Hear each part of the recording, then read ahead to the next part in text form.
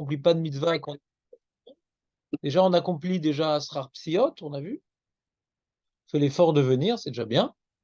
Pour certains, c'est l'essentiel du salaire, comme on a vu dans la Gemara Brachot Daf. Et c'est pas rien, c'est un salaire aussi. Et maintenant, la mitzvah du Limud Torah, on a vu dans Rashi, il faut être capable de pouvoir répéter. Ce que j'ai appris ce matin, ouais, si je suis capable de le répéter, c'est que j'ai appris quelque chose. Je suis pas capable de répéter. Alors j'ai une mitzvah d'avoir donné de l'importance à la Torah, d'avoir fixé un moment pour la Torah, mais j'ai pas le salaire du Limud Torah. Et Keneged Kulam. Il est plus important que le Sar Psiot, le Sar. D'accord. Donc, si maintenant,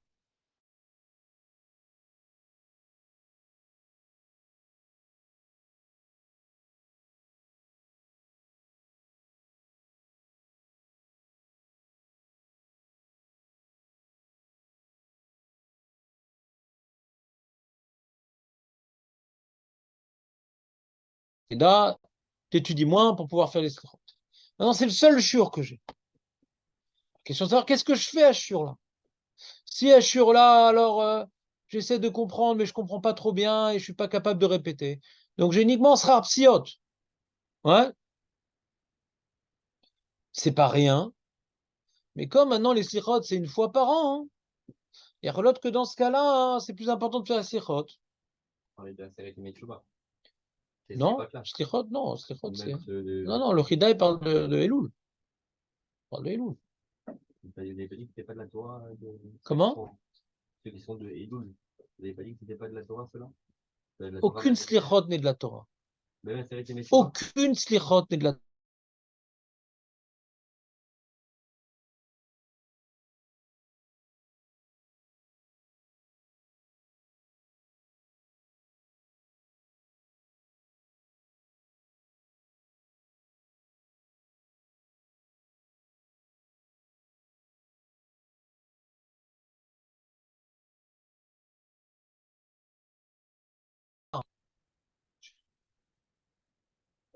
Dans la Torah, on ne voit même pas que Rosh Hashanah, c'est Yom Hadin.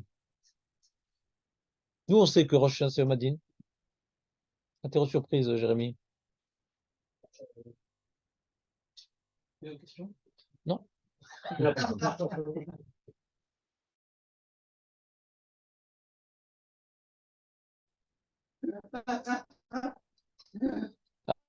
Dans la Torah, qu'est-ce qui est écrit? Zichron Teruah et Yom Teruah. D'accord?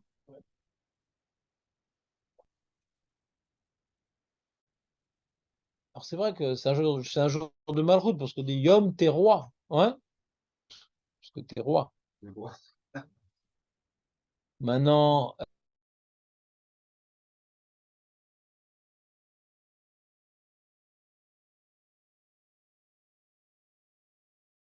euh, dans la Torah, on ne dit pas. Et dans la Gemara, Marloket Tanaïm, c'est quoi ce bruit? Tu peux éteindre ton truc. En général, c'est toi, Samuel, non? Non, c'est pas moi. C'est pas toi? En général, c'est toi. Vérifie ton Ça téléphone. n'a jamais été moi. Non, mais je C'est parle. une fausse accusation, Non, va. c'est d'appel des statistiques. Tu peux vérifier ton téléphone s'il est encore Non. allumé? Il vient d'où le bruit? Oh, je sais. En général, c'est. Entre moi et Eli, on dirait. C'est plus là. J'accuse personne. C'est vrai? Non, non, c'est toi en général. Vérifie ton téléphone, s'il te plaît. Ah oui. Je sais, tu sais, j'ai fait statistique à l'école quand même. Donc, on reprend. Donc, euh, donc d'après Rabbi Yitzhak, c'est Adam Nidon Bechol Yom. D'après Rabbi Nathan, Adam Nidon Bechol Sha'ar. Nous, on les possède comme Rabbi Meir, que Adam Nidon Berosh Hashanah, ouais. Vegmar Dino B'Yom Kippour. Mais c'est pas un pasouk, sinon il n'y aura pas de marloquette Tanaïm. Alors, nous, on sait, d'après donc le Tana de la Mishnah, de la Braïta, les compositeurs de la Tfila,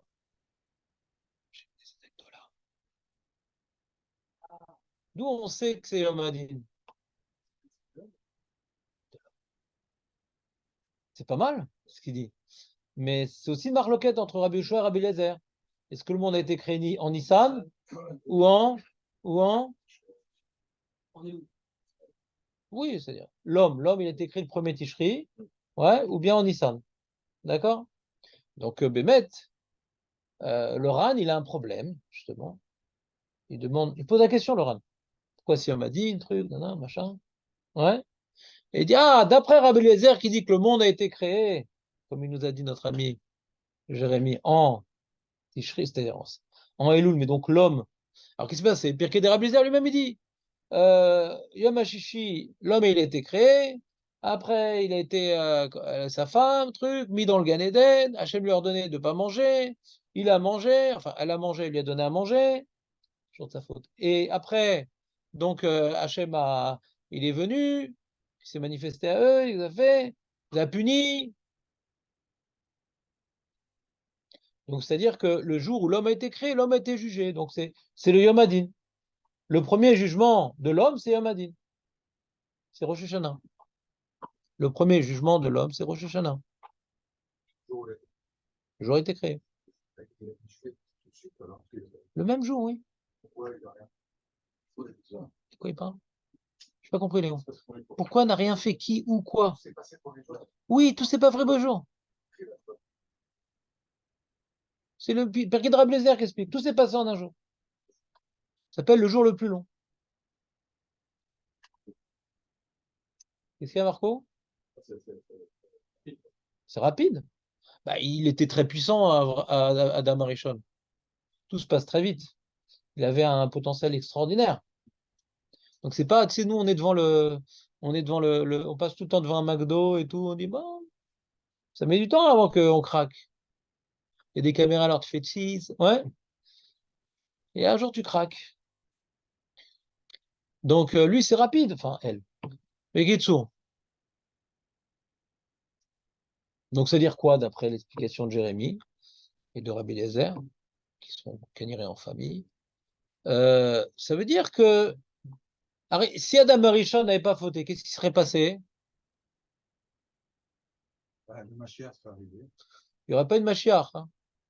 Pour qu'il y ait un Mashiach, il faut qu'il y ait une délivrance. Pour qu'il y ait une délivrance, il faut qu'il y ait une galoute. Il n'y aura même pas une Mashiach. Le seul Messie qu'on aurait eu, c'est quand il y a une discussion entre Adam et Chava, elle dit mais non, elle dit mais si. C'est le seul Messie qu'on aurait eu. Et donc, il n'y aurait pas eu de galoute, il n'y aurait pas eu de Mashiach. Le monde serait arrivé à sa finalité. Hachem, il a voulu donner à l'homme l'Olam Haba par ses mérites. Il a donné une mitzvah, il a respecté, il a eu ses mérites. Pof, la Neshama créée peut mériter du bonheur. Parce que Hachem, il aime donner, il aime réjouir, il aime prodiguer. Mais il veut que cette jouissance et ce bonheur soient parfaits. Et si tu reçois comme un cadeau et que tu ne le mérites pas, alors la jouissance n'étant pas parfaite. Hachem, il a créé l'épreuve, il a créé le monde, il a créé l'épreuve, pour qu'après qu'on surmonte l'épreuve, on soit méritant de ce qu'on a reçu, et donc on ait une jouissance parfaite, et qu'Hachem, il est content de donner des choses parfaites. C'est clair? Non? C'était trop rapide? Trop rapide? Trop rapide? C'est connu quand même. C'est de la Kabbalah connue, ça. La Kabbalah chinoise. Temtom? Ouais? Les Kitsour. Et donc, comme Adam Arishon a fauté, donc il y a une longue histoire qui va commencer, qui s'appelle l'humanité. Donc avec la faute d'Adam Arishon, Hachem, il s'est élevé d'un ciel, il s'est éloigné, l'homme s'éloigne. Quand quand un homme s'éloigne de Dieu, Dieu s'éloigne de lui. C'est comme quand un homme s'éloigne de la Torah s'éloigne de lui. On a parlé de ça. Ouais. Il y a toujours une réciprocité mystique dans le monde. Tu comprends ou pas? C'est comme en physique, il y a des lois de cause et effet en physique. Il y a un choc, alors j'ai mal à la main, mais l'autre main aussi a mal. Il y a des interactions dans le monde. Dans le monde physique, il y a des interactions. Alors dans le monde mystique aussi, des interactions. Tu t'éloignes, il s'éloigne. C'est tout. C'est clair? Donc Adam s'est éloigné d'Hachem en ne voulant pas respecter sa volonté. Hachem s'est volé d'un niveau. Après, il y a eu Dor et Noch, deuxième niveau. Après, il y a eu Dor, comment dirais-je, de Amaboul, encore un niveau. Dor à Pélaga avec la tour de Babel, encore un niveau. Truc. jusqu'à arriver à je ne sais plus quoi, je ne me rappelle plus le détail du Midrash. Et puis après, nous, on doit faire redescendre Hachem du Sevenop. Vous voyez Sevenop? Septième ciel. C'est le soda, le sod, ouais, Sevenop. Et donc,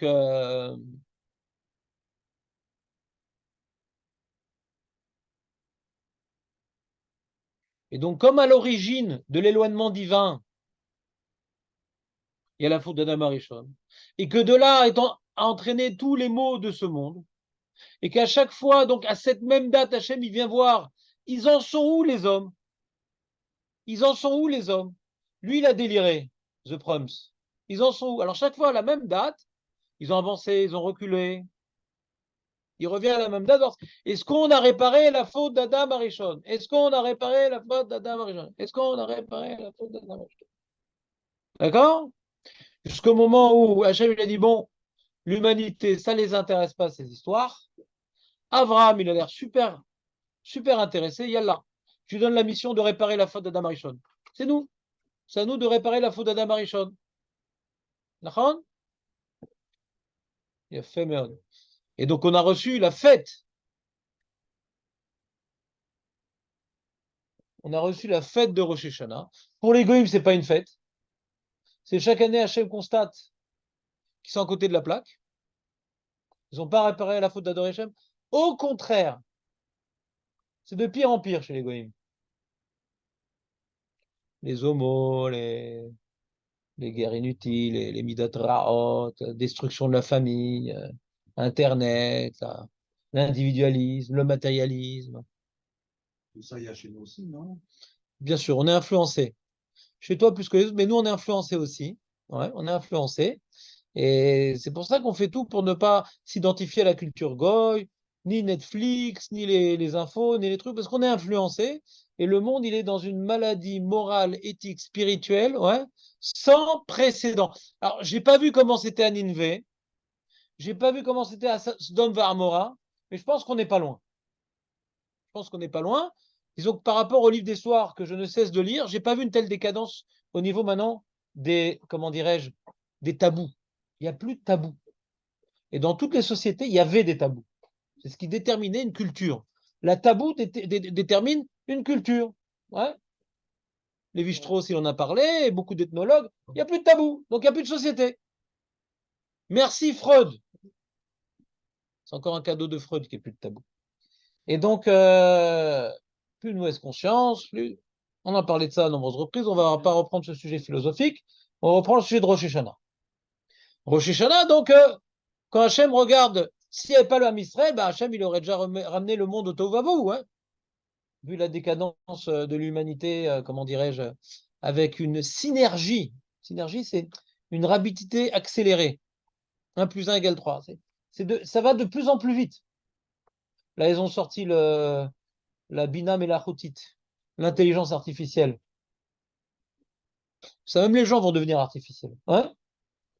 Intelligents, ils ne le sont plus, mais ils vont même devenir artificiels, les gens. Comment? Réfléchis même plus. Voilà, réfléchis même plus. Surtout qu'il y a des erreurs, hein. Ouais. J'ai vérifié. T'as vérifié toi aussi? De la rage, je lui demande, il m'a dit un truc le contraire. Non, mais même ils rapportent des passous qui sont faux. J'ai eu trouvé ça. Des fois, j'expliquais un truc, il me donne il me donne de l'évangile. Attends, tu sais qu'on n'est pas tous chrétiens? Ah, excuse-moi. Toujours, il s'excuse. Il est très poli. Quoi? Ouais. Tu connais ou pas? Tu sais comment il appelle ça, le Rav Ben Chetrit? Un chat qui a des problèmes gastriques.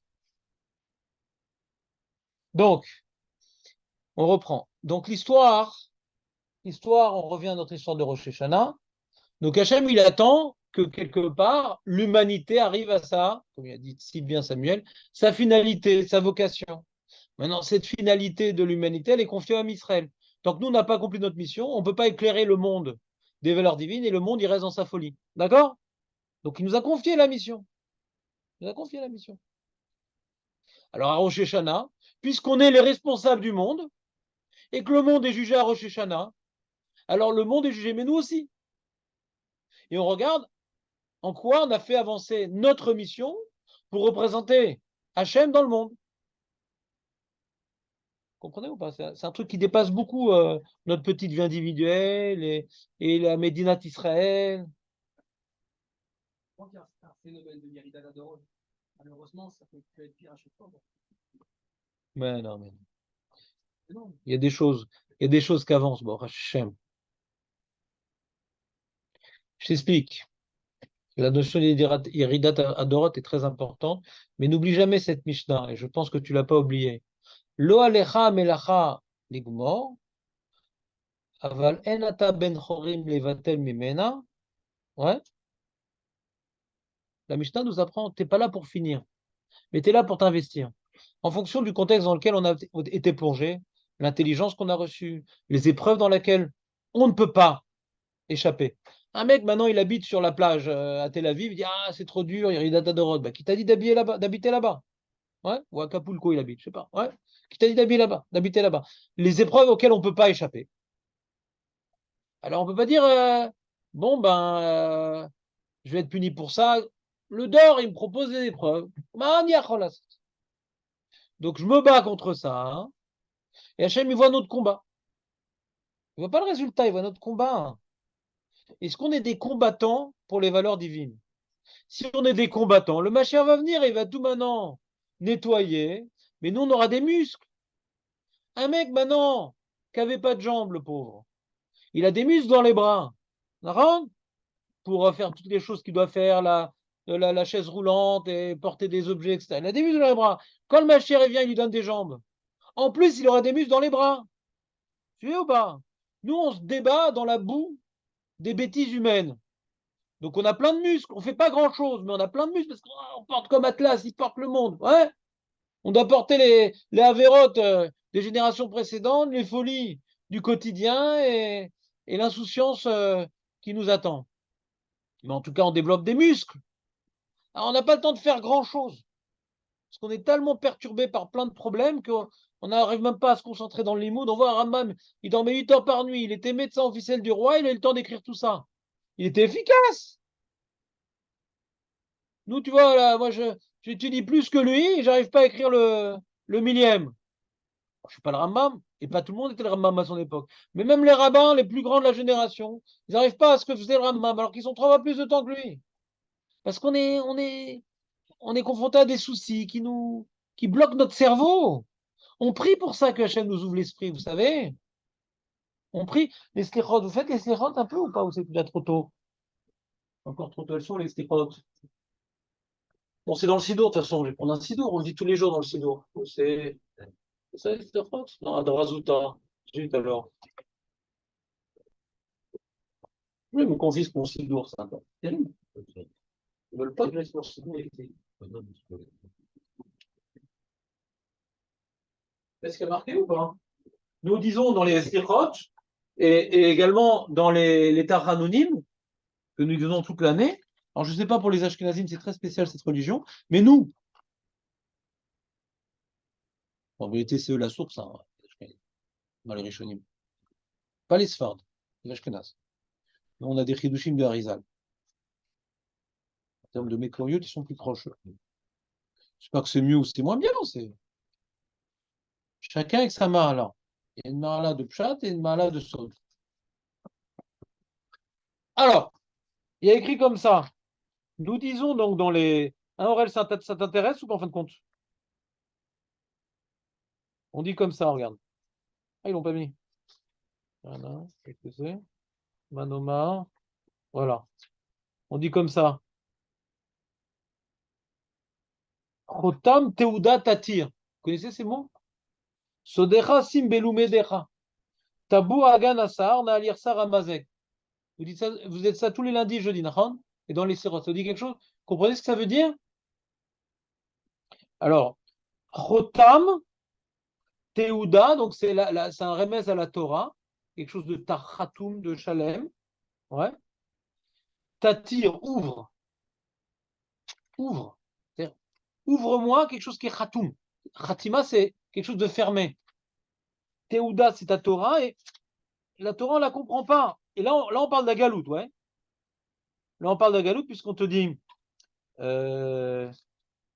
Tachouv, Tsav Yeshuatedu Mavgia, ordonne la délivrance à celui qui prie vers toi. Vetashiv shevut oaletam petachav re kishamemu. Et ramène donc, ramène-nous. Petachav re kishamemu. Regarde les portes de Jérusalem parce qu'elles sont en ruine. Zechor naamanta. Et doute le tishachar mipizaro que on n'oublie pas la Torah. Hein, d'accord, et que cette Torah qui est fermée à nous, et j'ajoute particulièrement en galoute,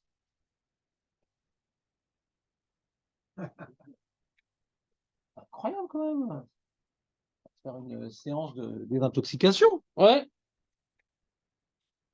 Chotam Teuda Tatir, Sodecha Sim Belimudecha. Mais dans ton limoud, ouais, dans ta Torah, Sod, c'est-à-dire donne-nous les secrets. Des fois, on tourne autour d'un sujet, ouais, et on ne met pas le doigt dessus. Parce qu'on a la tête prise, on a de la touma, on a des ch'touillottes, on a une bêtise. La touma s'entraîne une bêtise. Ce qu'on appelle yot harel lève. Le lève, harel lève, c'est, comme on dit, le lève incirconcis, c'est avoir le cœur fermé. La vérote, ça rend le cœur fermé. Ça nous empêche de faire preuve de distinction, de finesse, de spiritualité. Et après, ça va entraîner cette ouverture de l'intelligence dans la Torah. Tabou Agan Sahar, c'est une allusion au Sanhedrin. Nalir Sarah Mazeg, que le Sanhedrin aussi puisse avoir l'intelligence, l'équilibre, à Mazeg. Yada et Israël Asheredora, et donc rappelle-toi de ton peuple, et éjecte les goyim, qu'il ne veut pas te connaître, et ramène-nous dans la forteresse, ceux qui sont emprisonnés et qui attendent l'espoir. Si vous ne comprenez pas en hybride, faites-le en français, c'est pas grave. Hein, c'est très poétique comme texte. Il faut l'avoir étudié une fois et après c'est beau. Et quand on ne l'a pas étudié une fois, alors l'intérêt c'est qu'on peut faire ça très, très vite. Mais quand tu l'as étudié, chaque passage est important, donc tu iras moins vite que le Chassibourg du coup. Tu risques d'être un peu en retard parce que c'est des filotes très importantes quand même, de Géoula, très condensées. Et là, il y a un remède à la difficulté d'étudier la Torah en galoute. Vous suivez ou pas? Revenons à notre développement général. Le développement général était le suivant. Pourquoi Rosh Hashanah, quelle est la source que Rosh Hashanah c'est Yom Hadin? Donc Jérémie nous a rapporté les propos du Ran qui dit que d'après Rabbi Eliezer que le monde a été créé en Elul et que l'homme a été créé le premier Tishri et qu'il a été jugé le premier Tishri, à cette date-là, chaque année, Hachem vient voir l'évolution de l'âme de l'homme qui a fauté et qui a entraîné une certaine régression. Adam Rishon a fauté, une certaine régression. Enfin, ils en sont où? Et il y a un moment où Hachem lui a dit, bon, ça suffit, l'humanité refuse, multiplié par 7. Maintenant, c'est Avram Avinu qui va prendre le projet. A marqué dans le Midrash, Avram, il est venu faire descendre la Shrina d'un niveau, Yitzhak, Yaakov, nanana, jusqu'à arriver Beth Amikdash, Hachem, il a établi... Vous connaissez pas ce Midrash? Ça vous dit rien? Alors c'est sympa, il est sympa ce Midrash. Vous savez ce qu'on a fait quand on a détruit le Beth Amikdash? On a renvoyé Hachem au-dessus des 7 cieux. Donc il a quitté notre monde. Il a quitté notre monde. Et en plus, un cieux, deux cieux, trois cieux, quatre cieux, messieurs, ouais, on est arrivé à 7 cieux. Gracieux. Donc, tu as compris ou pas? Et c'est pour ça que quand on fait la prière de Géola, qu'est-ce qu'on dit? Donc, il est à 8 niveaux au-dessus de nous. Il est au-dessus de notre monde et c'est 7 cieux. Il est 8 niveaux au-dessus de nous. Et qu'est-ce qu'on fait comme prière de Géoula à toutes les fêtes? Ya'ale ve'avo. Yagia. Non, pas tout de suite. Yagia. Ratsé tout de suite, tu dis?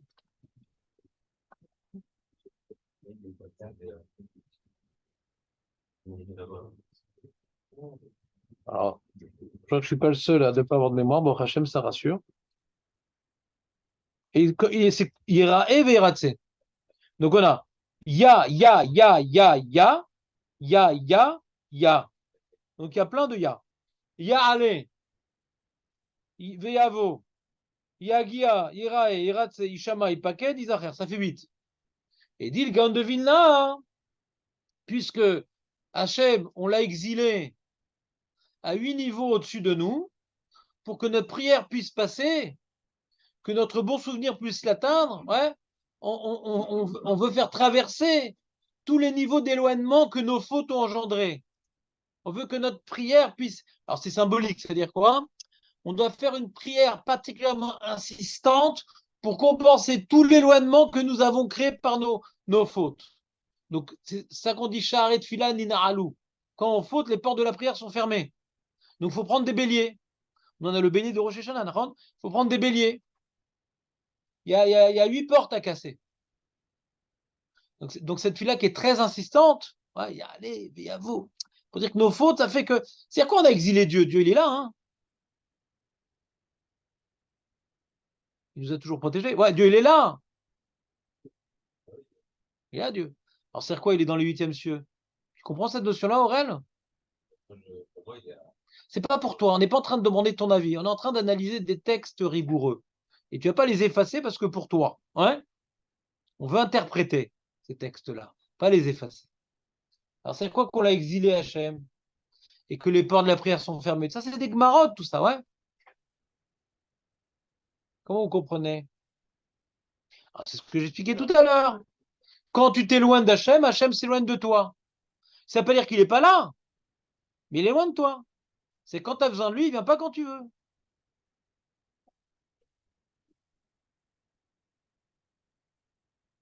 Il est là, il s'occupe de tout. Il s'occupe de tout.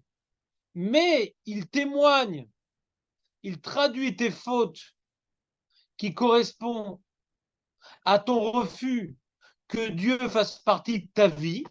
C'est comme faire une avéra. Je veux pas qu'Hachem fasse partie de ma vie. Je veux pas. Je veux manger rabanout, je veux avoir la télé à la maison, ouais, je veux serrer la main aux femmes. Je veux pas qu'Hachem fasse partie de ma vie. Je veux faire comme moi j'ai envie. Je veux pas. Hachem, ferme les yeux.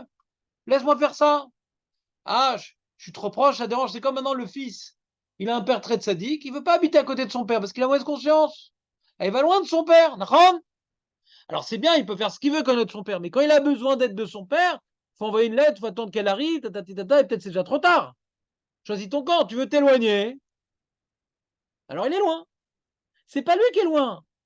Tu t'es éloigné de lui. Alors même s'il continue à générer le monde à chaque instant, etc., mais par rapport à moi, il est loin. Il y a ce qu'on appelle une mauvaise connexion Wi-Fi. Il y a Wi-Fi et Wi-Fi. Ouais, il y a une mauvaise connexion Wi-Fi et il n'y a pas beaucoup de débit. Ça met beaucoup de temps, beaucoup de temps, beaucoup de temps, beaucoup de temps. Et des fois, c'est déjà trop tard. Tu envoies un message, déjà trop tard. Donc on dit, allez, veillez à vous. Donc pour compenser justement le refus de présence avec Dieu, généré par nos fautes, alors on fait une prière qui témoigne d'un effort particulier pour compenser quelque part. Je me rapproche au maximum d'Hachem, j'essaie de rapprocher au maximum ma tefila. C'est un effort pour prendre conscience de l'éloignement que nous avons généré. Tu comprends, Jonathan, ou pas? Il y a levé à vous, tu le dis chaque jour que tu l'as dit. C'est beau quand même. Donc ça, c'est le midrash qu'on a vu. On a éjecté Hachem. Shlomo Ameler, il l'a ramené. Destruction humaine, on a éjecté. Et à Rosh Hashanah, on attend. Hachem, il veut revenir, Hachem. Hachem, il veut revenir. Et si déjà je suis là, pourquoi être incognito? Tu comprends, Aurel? Si déjà je suis là, pourquoi être incognito? Je préfère me dévoiler. Je vais faire reconstruire ma maison. Les gens, ils demandent mes brachot. J'aime tellement faire le bien. Pourquoi ils m'empêchent de leur faire du bien? Ils ne veulent pas de moi. C'est le Télim d'ailleurs qu'on fait à Rosh Hashanah, ouais. Alors, le Télim qu'on fait à Rosh Hashanah, c'est celui du jeudi. Alors, le jeudi, c'est pas mon jour parce que moi, c'est à mardi, ouais. Donc, le jeudi, c'est quoi le jeudi? Je vous le lis ou c'est pas la peine? Je veux dire le passage qui est intimement lié à Rosh Hashanah. Alors, c'est pas Tikou Chodesh Shofar, c'est pas que ça. C'est la suite, regarde. Il y a marqué comme ça. Anochi Hashem Lokecha Ma'ale, Amalecha Mirat Yisrael, Achef Picha Velamnu, je t'ai sorti d'Égypte. Ouvre ta bouche, que je la remplisse de bonheur. C'est pas le dentiste qui dit ouvre ta bouche, ouais? C'est le restaurateur. Ouvre ta bouche, tu vas m'en dire des nouvelles. Aval velo shama ami les colis. Mais ils veulent pas de moi.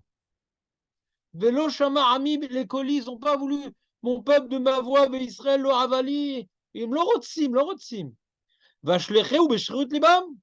Alors je les ai laissés, je les ai renvoyés, beshrut libam, à la liberté de leur cœur. Vous voulez pas de moi? Débrouillez-vous tout seul.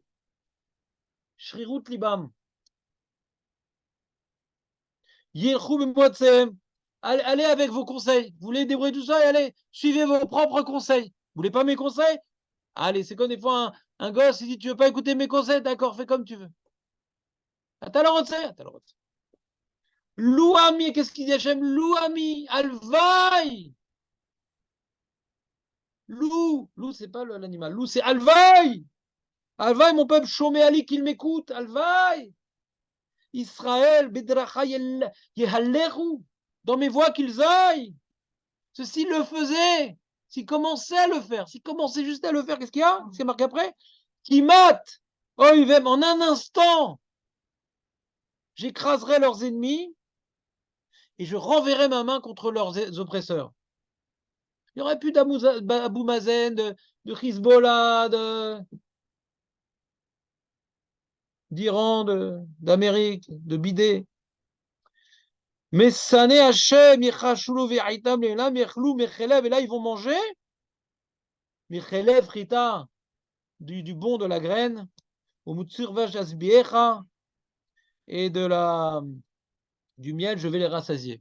Donc on voit dans ce Teilim-là la désobéissance du Ham Israël. Et Hachem dit, qu'est-ce que je veux? Elle ne veut pas de moi. Donc débrouillez-vous tout seul. Débrouillez-vous tout seul. Mais Alvaï qui m'écoute, parce que là je reviendrai en un instant. Alvaï. Alors c'est un peu ça l'appel du chauffard de Rosh Hashanah. Hachem nous appelle à l'aide. Hachem nous appelle à l'aide. Il veut tellement nous donner, aidez-moi de vous donner. C'est comme le père qui appelle à l'aide son fils. S'il te plaît, arrête de faire des ch'tures, j'ai prévu de t'acheter un appartement, de te donner un travail. J'ai déjà une calade prévue. Arrête. J'ai tout préparé. Arrête. Je t'en supplie, arrête. Fais un effort. J'ai tout prêt pour toi. Vous me suivez ou pas? Non, je ne suis pas. Léon, tu me suis pas? Tu me suis? Ça se fait. Élie. Alors ça, c'est un message messianique, national, mondial et tout. Mais il faut se le traduire pour soi-même, ouais. Hachem, il a prévu un gros package pour nous, un truc énorme, mais il ne peut pas le donner. On ne confie pas un Kalachnikov, ouais, à quelqu'un qui est hyperactif. D'accord ou pas? On ne veut pas. On ne donne pas une voiture de Formule 1, ouais, pour quelqu'un qui fait des accidents de bimba. Donc Hachem veut nous donner un gros potentiel pécunier, de corpulent, d'équilibre familial pour être tranquille. Mais c'est pour que tu étudies la Torah, c'est pour que tu fasses les mitzvot, c'est pour que tu sois mon ambassadeur. J'ai des grandes choses à te donner, mais pas pour Stam. Pas pour Stam. C'est comme des parents, ils ont prévu un appartement pour l'enfant, je sais pas quoi, etc. Et le gosse, son kiff, c'est un troubadour. Il veut pas travailler, il veut tout le temps être en vacances, tout le temps visiter le monde, ça m'intéresse, la culture. Force de t'intéresser à la culture, tu vas devenir paysan, mon ami. Ouais, c'est quoi cette vie? Alors, quand tu l'achètes un appartement, eh ben, il va le louer après Airbnb de son appartement. Il va pouvoir toute sa vie ne rien faire. Donc, pourquoi tu as donné un appartement? C'est raval. Vous comprenez l'exemple ou pas? Non? C'est pas une bracha forcément pour tout le monde un appartement. Au mieux qu'ils travaillent, qu'ils prennent la notion d'effort et qu'ils rentrent dans une mashkenta et quand on a pris d'une bonne discipline, etc., dit, ah là, c'est bon, je te paye la mashkenta parce que je vois que maintenant tu t'es pris en main. Comprenez-vous? Parce qu'il faut faire ses preuves. Et quelqu'un qui a tout reçu d'emblée, il n'a pas la notion d'effort, c'est pas un cadeau qu'on lui fait. Bacham, il fait pareil avec nous. Prouve-moi que. Bats-toi pour venir au Beth Midrash, bats-toi pour venir à la Tfila à l'heure, bats-toi pour enlever la télé et mets-toi un filtre internet, bats-toi, bats-toi, bats-toi, bats-toi, et après c'est le calme. Ah mais Rav, moi je connais des sadikim, ils n'ont pas le calme. C'est une ségoula pour avoir le calme. Il y a des ségoulas pour être dans la tempête, c'est de faire exactement l'inverse. Il y a une ségoula pour avoir le calme. Et puis des fois, quelqu'un, il a les forces de faire plus, Hachem continue à le mettre sous pression. Mais en général, si quelqu'un, il doit avoir un gros package de prévu, s'il veut s'empêcher de l'avoir, qui s'éloigne d'Hachem, s'il veut le recevoir le package de prévu, si dans son mazal, c'est pas prévu qu'il reçoit un gros package, bon, bah, c'est tout. Bah, la Maba, il aura ce qu'il aura, la Mazé, il doit faire avec son sac à dos. Mais si c'est prévu que le mec, il gagne au loto et que je sais pas quoi, Raval, qui viennent pas prendre ce que Hachem avait prévu de lui donner. Tous les parents aiment leurs enfants. Pas tous les parents peuvent donner un appartement à leurs enfants. Mais même le père qui aime son fils, qui veut lui donner un appartement, des fois, c'était prévu pour toi, mais je peux pas te le donner. Ça va t'éloigner de moi. Comprenez ou pas ce que je veux dire? Mais pas tous les parents peuvent donner un appartement. Alors, Hachem n'a pas prévu pour tout le monde un appartement. Mais ce qu'il a prévu de bien pour chacun, il a prévu un petit paquet, un moyen paquet, un gros paquet. Mais même le petit paquet qu'il a prévu pour le monsieur, même ça, il ne peut pas le recevoir si maintenant il s'éloigne du poste de poste. Il faut être timbré pour oublier la poste. Vous suivez ou pas? Jonathan, c'est réveillant comme message ou c'est reposant? C'est bon, il vous reste encore 4 minutes à tenir. Ouais? Revenons à la question de base. Pourquoi Rosh Hashanah c'est Yom Hadin? On commence à comprendre ou pas? C'est-à-dire qu'il y a maintenant un projet que Adam Arishon a refusé, que nous avons accepté le projet de l'humanité. On a accepté le projet de l'humanité. Donc on a des responsabilités. Et Hachem vient voir maintenant on en est où. Et si on a bien avancé, alors en attendant, Hachem il élimine des peuples. Il y en a qui ont déliré. Donc il n'y a plus d'Égyptiens. C'est resté juste des mecs de profil sur la pierre. Il n'y a plus de Grecs. C'est des Turcs mélangés avec toutes sortes des pays du Balkan. C'est pas c'est qui exactement ces Grecs là-bas. Ouais. Il n'y a plus de Romains aussi. C'est les Visigoths. Hein? Qui c'est qui était venu? Ah, c'est les Visigoths. C'est un mélange de plein de peuples barbares qui se sont mélangés avec les Romains. Il n'y a plus de Romains. Il n'y a plus de Babyloniens. Ce qui nous reste, c'est Mini-Babel. Il n'y a plus rien. Ouais. Il n'y a plus quoi encore? Il n'y a plus les Perses. Ils ont complètement perdu leur culture, hein, à tel point qu'ils sont devenus euh, musulmans. Ils ont perdu leur culture. C'est une grande culture, les Perses. Très grande culture. Ils ont tout perdu. Il y a encore des résidus de culture perse, mais c'est plus partagé par le peuple. Ouais. Ils ont tout perdu, ils ont disparu, les Perses. Regardez, tous nos ennemis ont disparu.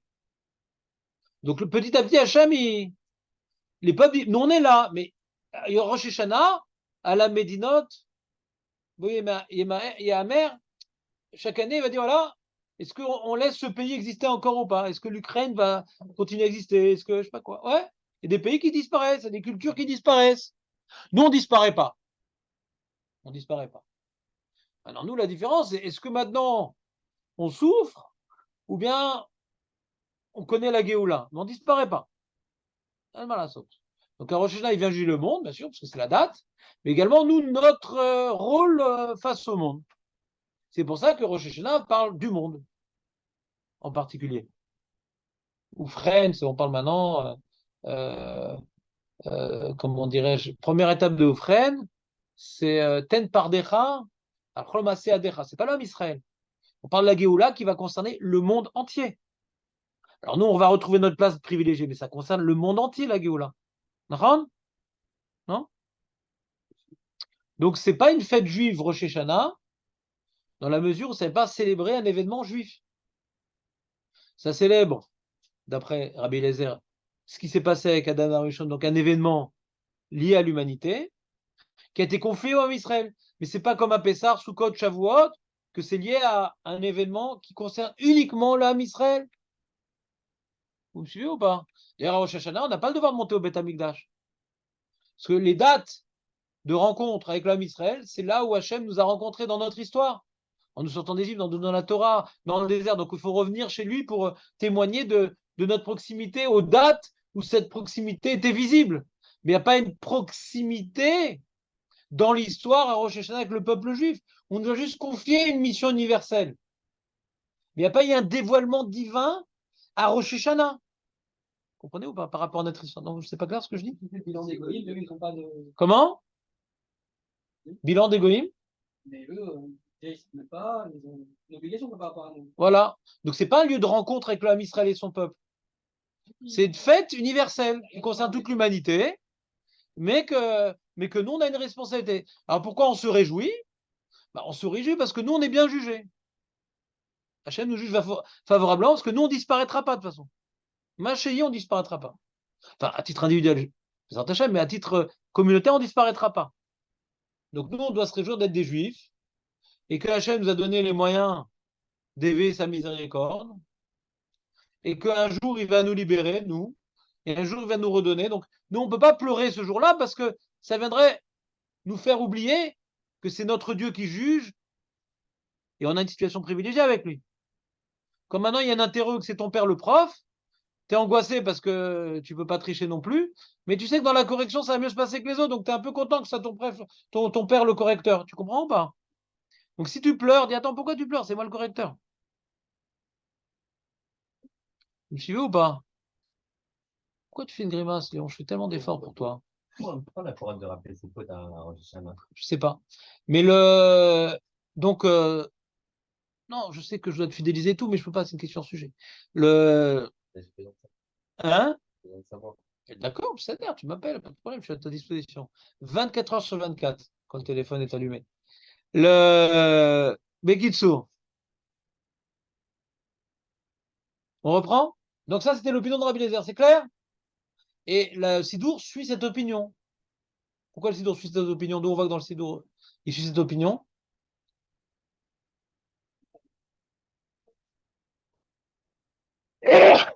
Ça, tout le monde est d'accord.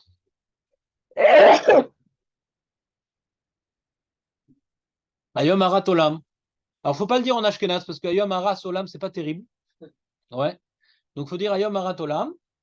C'est qu'aujourd'hui, Hachem, il a conçu le monde. Hein? Horace? Ah, c'était un protagoniste de Nald. Bekitsu, vous êtes avec moi?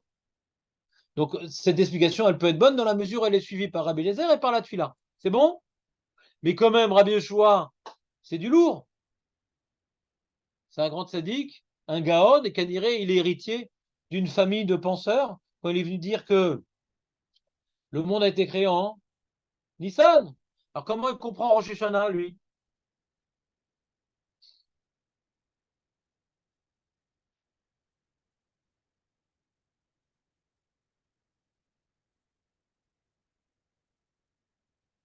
Ça n'a rien à voir avec la création de l'homme. Tout ce qu'on a dit est effacé pour Rabbi Yeshua. Adam Arishon, le jour où le monde doit être jugé, la responsabilité du Ham Israël face à la mission du monde qui a été confiée à Abraham. Tout ça, c'est effacé pour Rabbi Yeshua. Aurel, tu me suis ou pas? Vous devriez noter des petits points, etc. Parce que des fois, quand c'est un long développement, quand on note des points, on perd le fil, on dit, ah, on avait dit ça avant, etc. Je ne sais pas comment vous apprendre à, à me permettre d'être moins pédagogique. Il faut que soyez un peu plus autonome dans le chiot. Tout le temps reprendre le plan, mais c'est plus simple si vous écrivez un petit peu vous-même le plan. Faites comme vous voulez, mais bon, pour vous, quoi. Donc, vous écoutez un autre cours qui n'est pas forcément pédagogique, de ne pas perdre le fil. Écrire les points. Alors, vous avez une idée?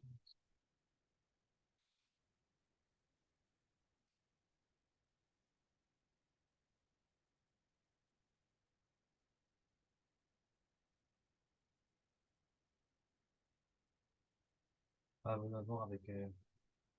On a reçu le tour. On a reçu la Torah au Rosh Hashanah, je ne sais pas celle-là. Non. Il y a eu les deuxièmes lochot à. Je crois à Kippour. Il y a Féméot, très bien, très bien. Donc on a reçu les deuxièmes lochot il est Moshe descendu à Yom Kippour avec les deuxièmes lochot, il y a fait. Alors qu'est-ce que vient faire Rosh Hashanah sans ça? Alors le début est très bien. Chazak, Eli. Donc je vais compléter les propos de Eli en m'inspirant des propos du Ran. Facile. Non, si tu tiens tout droit, c'est plus facile de tenir le coup. Il est malade, qu'est-ce que tu as? Qu'est-ce que tu as fait le test? Est-ce que ça... C'est quoi, il n'y a pas le corona? Le mec? Ah d'accord, très bien, ça n'existe pas. D'accord, très bien. T'as raison.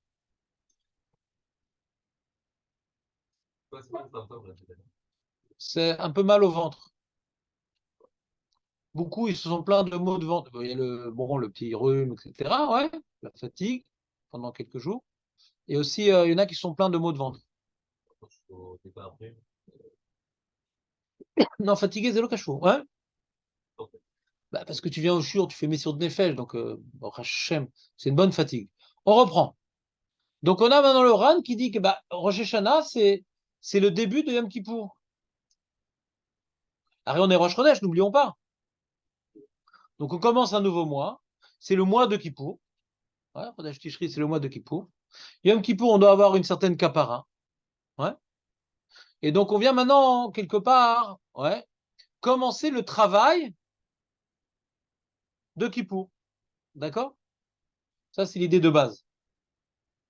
Alors pourquoi, hein? Pourquoi le jugement à Rosh Hashanah? Très bien. C'est-à-dire, le jugement à Rosh Hashanah, c'est vrai et c'est pas vrai, parce qu'il y a une opinion qui dit ça commence sur Rosh Hashanah et ça finit à Kippour.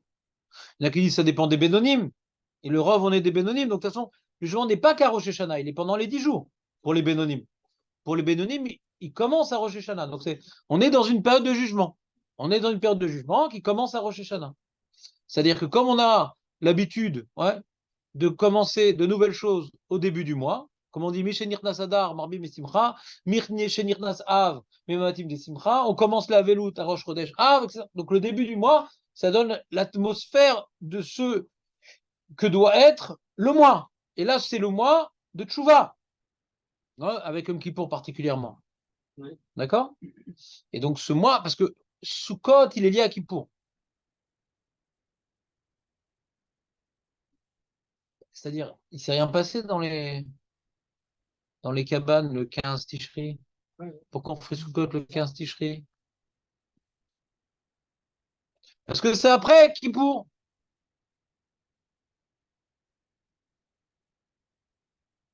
Sukkot doit être après Kippour. Pourquoi?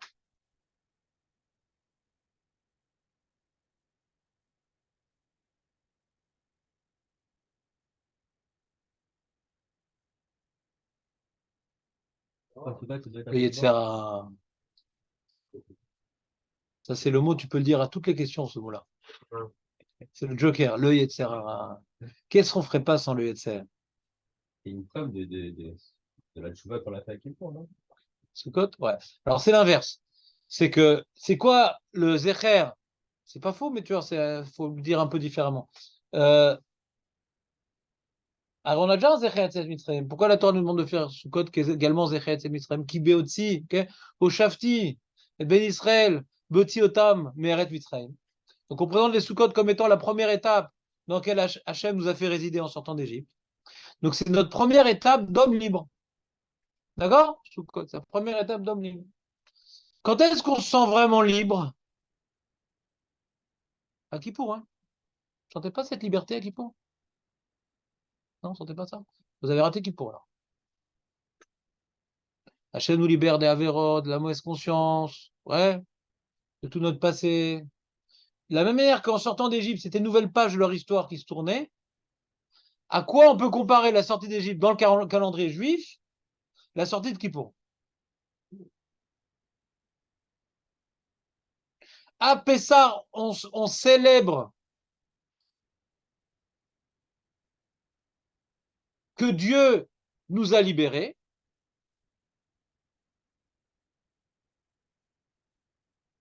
À Sukkot, on célèbre le sentiment d'être libre, la joie d'être libre. Simcha Vesamarta. Il n'y a pas écrit Vesamarta au sujet de Pessah.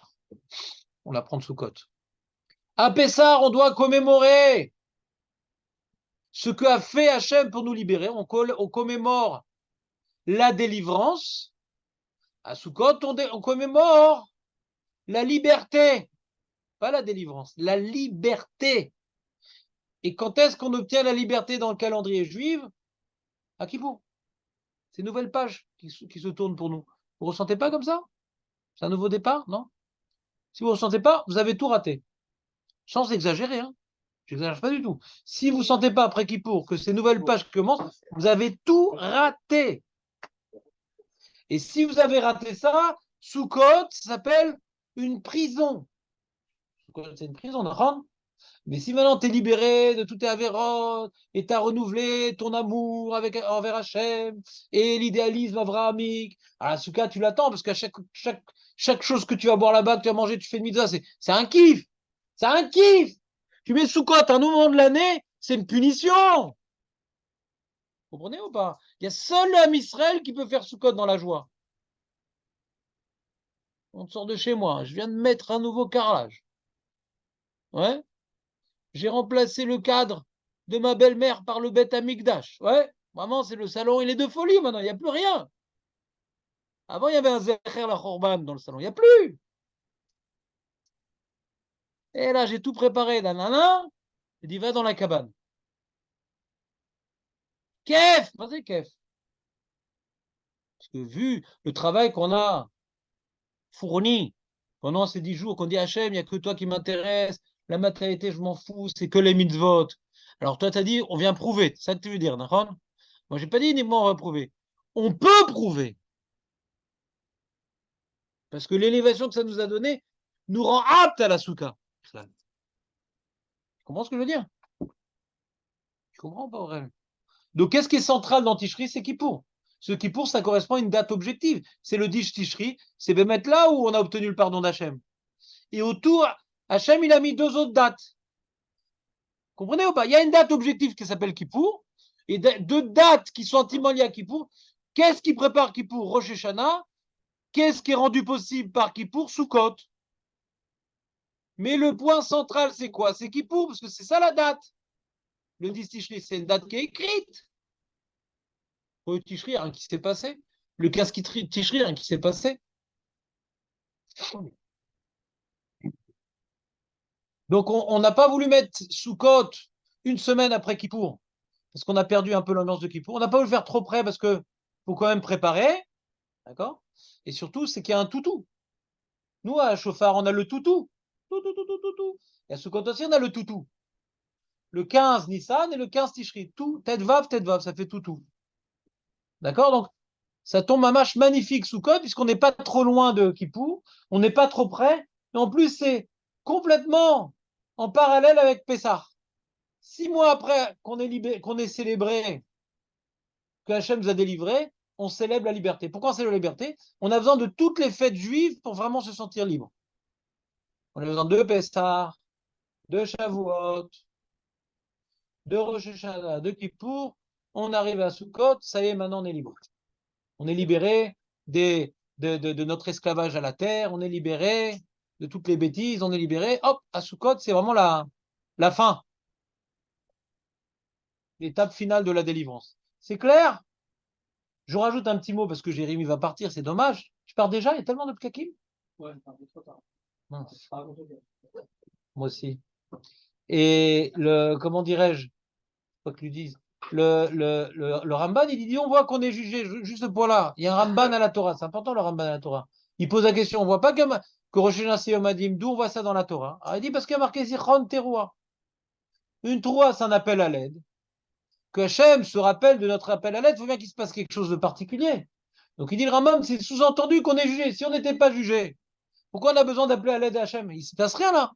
Il n'y a pas d'état de siège, il n'y a pas de Makara. Chaque jour, chaque année, à ce jour-là, on appelle à l'aide à Hachem. C'est quelque part. Hachem, il vient faire un jugement sur le monde entier. Et nous, le peuple élu, on l'appelle à l'aide. Et s'il te plaît, Hachem, ne nous oublie pas. Hein. Yom Azikaron, nous oublie pas. Hein. Donc le Ramban, il s'est sous-entendu quand il dit Zichron Teroua. Hein. Ouais. Pourquoi on sonne du chauffeur Rosh? Pourquoi? Pour qu'Hachem se rappelle de nous en bien. Pourquoi on a besoin maintenant qu'il se rappelle de nous en bien? Parce qu'on est dans un état de détresse. Et pourquoi on est en détresse? Alors, c'est pas difficile d'arriver à dire parce que notre vie est en jeu. Comment elle est en jeu? On est jugé. Comprenez comment ça fonctionne le Ramban? Non, comprenez pas? Je refais? Je refais. Tu peux y aller, Jérémy. T'as compris le Ramban? Ouais, c'est bon. Regarde dans Est mort et ce qu'il dit. là-bas dans Perek Kav Gimel, Passouk, je sais pas quoi. Peut-être 8, 9, 10, je ne me rappelle pas. Éclage. Je recommence? La question était. Et tu notes rien, Léon. La question était. J'arrive pas. Bon, tu réécoutes de toute façon après. Quelle force. Chacun sa chita, c'est ça. C'est comme Tarzan, chacun sa chita. Et donc, celui qui singe l'autre, il n'a pas trouvé sa chita. Voilà. Donc, on reprend. Il y a écrit dans la Torah Zichron Teroua. Alors, il faut se poser la question pourquoi on sonne du chauffard? Alors, Zichron Teroua, pour qu'il se rappelle de nous en bien. Chez allé Zichronenu Letova Ayede Atroa. Qu'il se rappelle de nous en bien par l'intermédiaire de la sonnerie. Pourquoi de se rappeler de nous en bien? Ah, donc je vois qu'il y a un jour de jugement. Indirectement, je devine qu'il y a un jour de jugement. C'est-à-dire que la Torah, elle ne veut pas parler du jour de jugement. Elle parle de ce qui nous permet d'être bien jugés. Vous savez pourquoi la Torah, elle ne veut pas parler du jour du jugement? Pourquoi la Torah ne veut pas écrire en grosses lettres que Rosh Hashanah, c'est Yom Hadin? Pour deux raisons.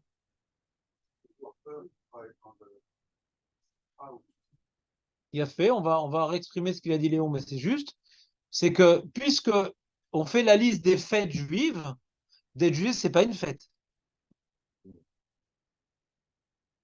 Le Maharal, il dit ça.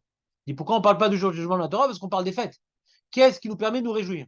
Et qu'est-ce qui nous permet de nous réjouir le jour du jugement? C'est que Hachem se rappelle de nous en bien. C'est ça qui nous permet de nous réjouir. Mais Yom Hadin, c'est pas ça qui nous permet de nous réjouir, Yom Hadin. Qu'est-ce qui nous permet de nous réjouir? C'est qu'Hachem se rappelle de nous en bien. Donc on rappelle dans la fête ce qui doit être célébré, qu'Hachem se rappelle de nous en bien. Yom Hadin ne doit pas être célébré comme une fête. Qui se rappelle de nous en bien? Oui. Je la refais? Aurel, je parle moins fort? Le pauvre. Il est pas bien, il est venu, qu'elle sadique, et moi je l'embête. Tu m'en veux pas quand même? C'est vrai? Bon, alors je continue. Élie, c'est clair ou pas? Clair. Mais comment tu vas retenir tout ça? C'est impossible. Impossible. Donc, première explication pourquoi la Torah ne nous a pas parlé de Yom Hadin. Première explication pourquoi la Torah ne nous a pas parlé de Yom Hadin. Parce que c'est une fête. Yom Hadin, c'est pas ça la fête. La fête, c'est bien que ce soit le jugement. Hachem se rappelle de nous en bien, donc c'est Zichron Teroua Bidiouk Boule. Deuxième raison pourquoi la Torah ne nous a pas parlé de Yom Hadin. Parce que si on parle des fêtes juives, le Yom Hadin ne concerne pas le peuple juif, ça concerne le monde entier. C'est pas un événement juif, Yom Hadin. Zichron Teroua, ça concerne le peuple juif. Il y a quelque chose qui est avant la naissance du peuple juif qui s'appelle Yom Hadin, qui n'est pas lié au peuple juif, à son histoire, à ce qui arrive en jour-là. Donc pourquoi on devrait en parler dans les fêtes juives? C'est pas le Yom Hadin n'est pas lié au calendrier juif.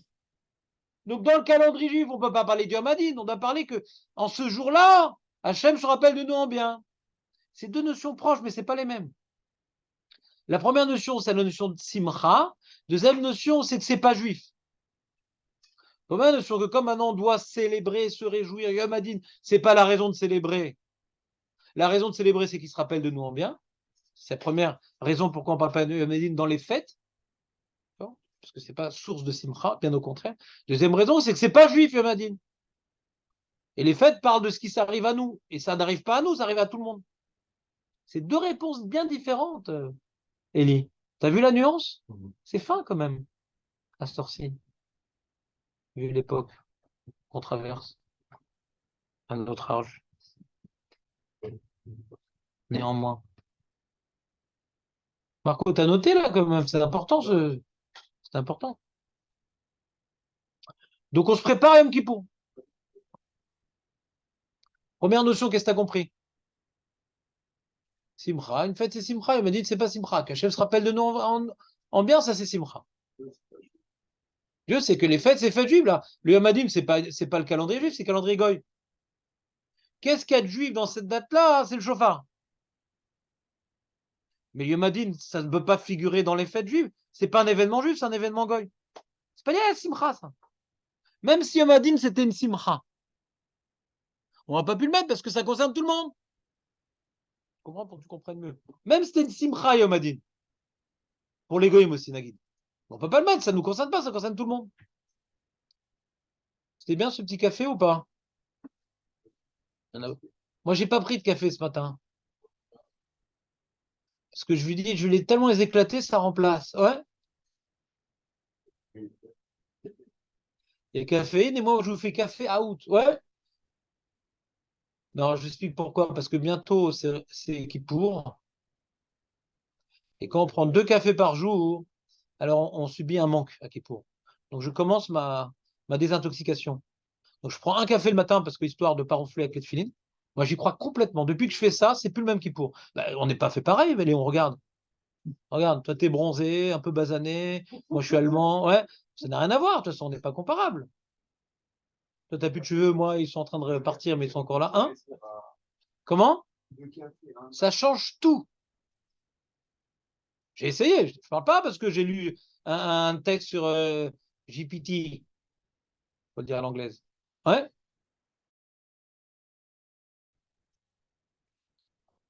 J'ai testé pour vous, ouais. Avant, j'étais mal à Kippour et à Tchab B'Av. Là, une semaine avant, je prends un café. Mamache, c'est simple. Quand on a l'habitude de prendre du café et qu'on ne prend pas, ça fait une migraine. Pour les gens normaux. Vous savez que dans les analgésiques, il y a de la caféine. Donc, quand on est habitué au café et qu'il en manque, donc ça fait l'effet inverse. J'ai mon rave aussi, Rav Samuel. Il prenait beaucoup de café. C'était un cauchemar pour lui, Kippour. Il a diminué son café. Il avait une migraine tout Kippour. Tu peux raconter ce que tu veux. Je m'en fiche. Mais ça marche. Ce que tu veux. C'est des faits chimiques. Le café a un lien direct avec le système névralgique. C'est chimique. Elle m'a la saute. C'est pour ça que ça crée une excitation. C'est pour ça que ça diminue les migraines. Donc c'est directement lié, ouais, au système névralgique. Directement. Le café, ça peut ou supprimer ou créer des névralgies. C'est comme ça. Par exemple, le chocolat crée des migraines, par exemple, aussi. C'est reconnu. Il y a des gens qui sont sujets aux migraines, mais tu n'es pas sujet aux migraines. Mais quelqu'un qui est sujet aux migraines, il ne peut pas prendre de chocolat, ça lui fait des migraines. Les gens qui ont des migraines. Il y a des produits comme ça, il faut connaître. C'est pas dans la tête, c'est des tests allergiques. Ouais. Non, non, non, non, non, c'est dans le corps de tout le monde. La question, est-ce que tu es migraineux? C'est pas grave, je suis pas là pour t'apprendre la biologie. Tu n'es pas d'accord, c'est pas important. C'est pas important, c'est tout faux ce que j'ai dit, on s'en fout. C'est juste que pour que. Non, mais c'est pas important, je me vexe pas, je m'en fous complètement. Je dis juste que. Vraiment, je m'en fous. Mais je dis juste que pour quelqu'un qui a des migraines, je vous donne ce conseil. Pour quelqu'un qui a battu pendant les jeûnes, essayez de diminuer votre café, vous verrez ce que ça fait. J'ai vu d'ailleurs cette année, ils ont vendu des capsules pour les jeunes de café. Alors, j'ai pas compris comment ça marche parce qu'on le prend la veille. Donc, on va avoir la veille un super dose de café, donc le lendemain, ça va être la mort. J'ai pas compris exactement comment ça marche. Mais maintenant, c'est reconnu au niveau du commerce la carence de café. Mais j'ai pas compris comment ils la vendent cette capsule parce que moi je la prendrais pas. Justement, je me suis éliminé mon café. Maintenant, qu'est-ce que je vais faire? Je vais prendre plein de café la veille sous capsule? Peut-être. C'est ça la réponse. Mais j'ai pas fait l'expérience. Je laisse Léon parce que tout est dans la tête. Donc, Kitsour, fin de petite parenthèse de conseils pratiques de vieille grand-mère. Mais revenons à notre développement. C'est clair? Rosh Hashanah. Et des mecs, ah, Rosh Hashanah, on a fini, on a bien pris. Tu vois quoi? Ça prépare Yom Kippour. Qu'est-ce que t'as fini? Qu'est-ce que c'est fini? Rien fini. Tu commences à peine. C'est un package. Ah, Kippour, on a fini. Qu'est-ce que t'as fini? Attends, ça prépare Sukkot. Et attends, mais quand est-ce qu'on arrête là? Simchat Torah, c'est bon, vas-y, lâche-toi. Quoi, vraiment, il n'y a plus rien là, vous êtes sûr là? C'est bon, vas-y. On peut revenir et tout. À ce qu'on était avant. Ben non, quand même. Profite de l'élan donné par ces 23 jours de bonheur. Ça, tout le mois, il est bli tachanonim. 23 jours de proximité avec Dieu. Pourquoi dire tachanonim? T'es dans la proximité, Birkla. Tu as compris, Nathan, ou pas? C'est pour ça que Yom Kippour, il est lié à Sukkot et Sukkot à Yom Kippour. C'est pour ça que le dernier jour de Sukkot, on fait des tachanonim qu'on faisait à Kippour, truc. On relie un peu avec Hoshana Rabbah et tout, machin. Mais c'est une chouva be'ava, pas be'ira. Hoshana Rabbah. Bon, c'est bon tout ça? Faut que je reste encore un quart d'heure. Qu'est-ce que je vais vous faire?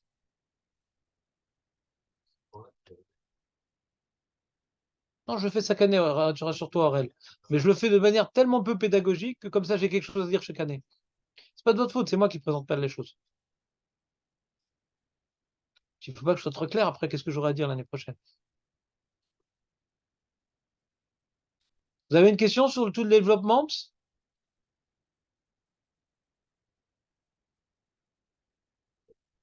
Alors, je vais vous dire un petit secret quand même. C'est qu'il y a quand même un lien entre Rosh Hashanah et une date juive, d'après le Midrash.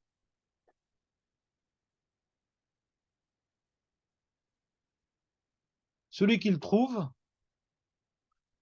il offre le kiddush de Rosh Hashanah. Ouais? J'ai besoin de kiddush pour Rosh Hashanah. Comme ça, les gens qui habitent loin, ils vont pas jeûner. Ils auront mangé avant Hatzot un petit truc. C'est une bonne idée, ça. Je vais essayer de finir au plus tôt la prière du Shabbat pour éviter ce genre de problème, mais on va pas non plus la bâcler. Et là où on pourra la rapider, je la rapiderai. Et les mecs qui habitent à 40 minutes, il y a des chances que... Je sais pas. J'ai peur pour eux. Hein? Voilà. Donc celui qui répond à cette question, il offre le kidouche. J'ai l'impression que ça va être moi.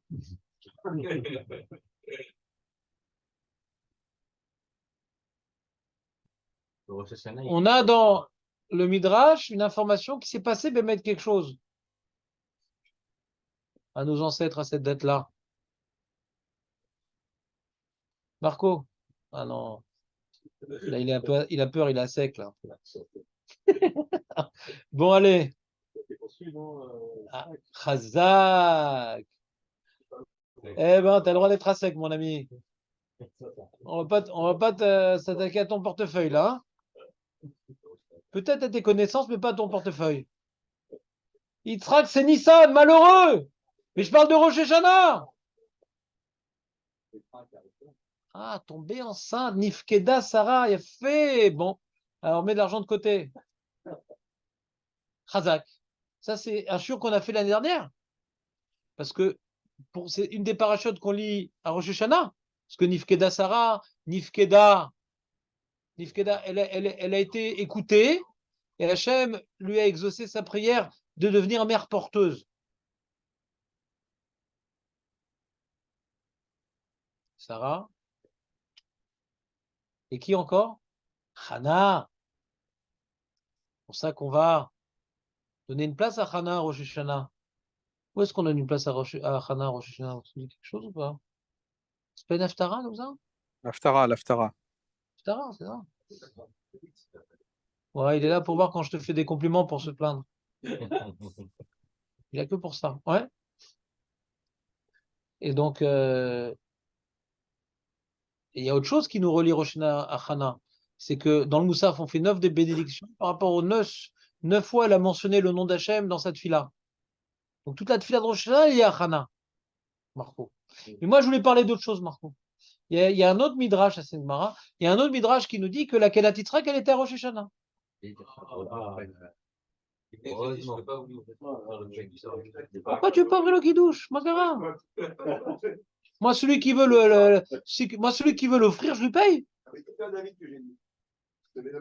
Non, non, il a dit après coup. Non, je crois pas, non. Non, vous êtes de connivence. Et un dit, il a dit, après, la prochaine fois, tu diras que j'ai dit aussi. Non, je connais. C'est quand même les deux petits vieux des Muppet Show, inséparables. On ne pourrait pas leur faire confiance. Donc c'est Léon qui croit. On te croit, sans. Yala. Qu'est-ce que tu nous amènes pour le kidouche? Allez, Damroud, saumon. On a un frigidaire. Cacher les Shabbats. Il vient de l'acheter, le Rav. Il vient d'acheter le frigidaire. C'est un truc de boisson cacher Shabbat. C'est avec la vitre comme ça. Et donc c'est important cette date-là. Parce que quelque part, à la date où l'humanité a rejeté Adam Arishon sa mission, Abraham a été choisi pour être le représentant de Adam Arishon quelque part. Donc c'est vraiment Akadat Yitzhak, l'élément, ouais, la 10e épreuve par laquelle c'est bon, c'est confirmé, c'est le peuple élu, c'est le père du peuple élu. Et nous, maintenant, Akadat Yitzhak, la corne de bélier, Et Shari Ratson, on le lit dans les. C'est vraiment Akadat Yitzhak, c'est le truc. C'est la grande star de Rosh Hashanah, Akedat Yitzhak. Vous le savez, non? Non? Ah, Donc, et là, Bémet, c'est à Rosh Hashanah. Mais on ne peut pas appeler un événement juif, parce que c'est le Midrash. C'est pas le... Quand on parle d'un événement juif, c'est la sortie d'Égypte, Sukkot. C'est ce qui arrive à notre peuple. Hachem s'est manifesté à notre peuple. Là, c'est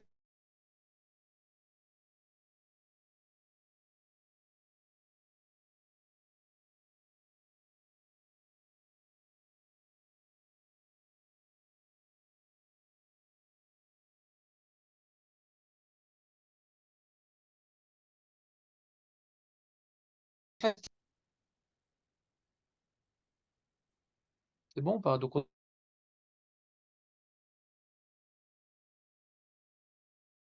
a tout dit. Donc, c'est pas vraiment une date juive, mais quand même un peu, on va dire, en caché, quoi. Tout est caché. Caché. Pas la séparation. C'est le jour où on rend le jugement sur le chaque année depuis. Et nous, on a un traitement de faveur, c'est pour ça qu'on fête ce jour-là.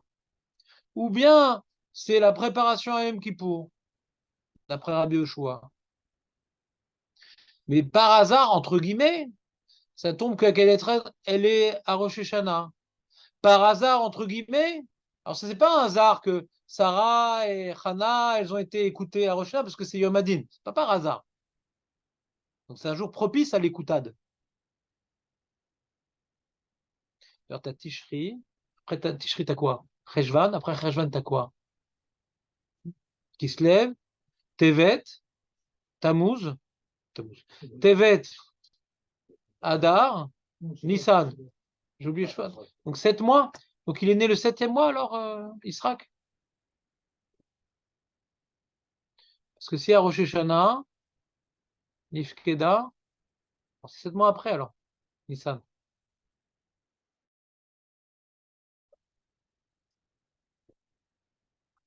J'en ai oublié un, attends. Tishri, Cheshvan, Kislev, Tevet, Shvat, Adar, Nissan. Ouais, ça fait 7. Donc c'est écrit quelque part qu'il est né au 7e mois alors. 7 et demi. Il est né Rosh Chodesh ou il est né le 15? Il est né Rosh Chodesh ou le 15? Je ne me rappelle plus. Il est né le 15. Le 15. L'inauguration du Mishkan, il est à Rosh Chodesh. C'est le mois où est né Yitzhak. Donc c'est 7 mois et demi. Je me trompe?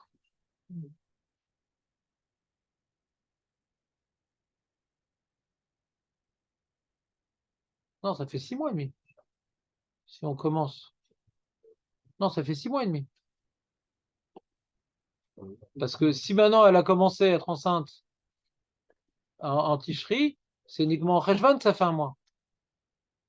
Ça fait 6 mois et demi. On est d'accord, non? C'est des maths pas shoot.